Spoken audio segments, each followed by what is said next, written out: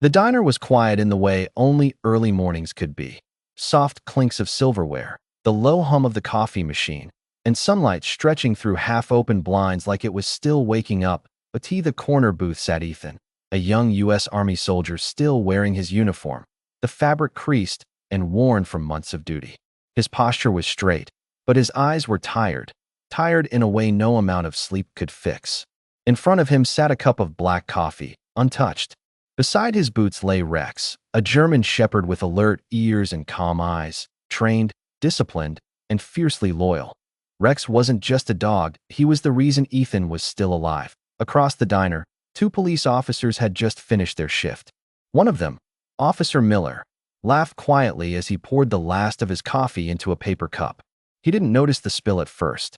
The dark liquid streamed down, splashing onto the tiled floor between the booths. The sound of coffee hitting the ground made Rex flinch, just slightly. But Ethan noticed. His hand tightened around the mug. For a moment, he wasn't in the diner anymore. He was back there, sand under his boots, heat in the air, the sound of chaos roaring around him. A spilled drink didn't look like coffee in his memory. It looked like something else, something darker. Rex shifted closer, pressing his side gently against Ethan's leg.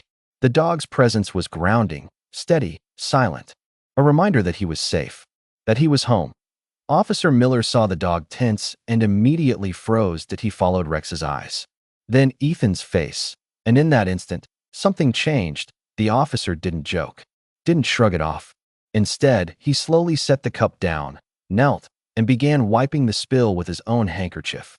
"I'm sorry," he said softly, not to the room, but to Ethan. The diner waitress, an elderly woman named Margaret, paused mid-step. She had worked here for 40 years. She had seen joy, heartbreak, love stories begin and end at these booths.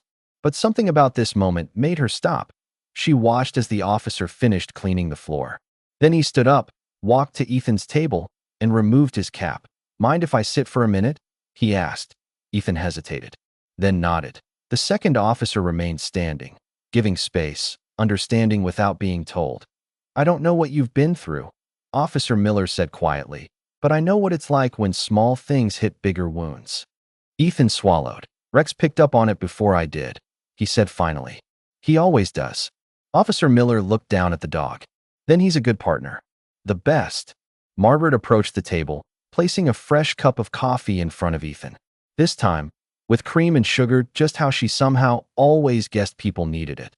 "This one's on the house," she said gently. "For both of you." Ethan looked up, surprised.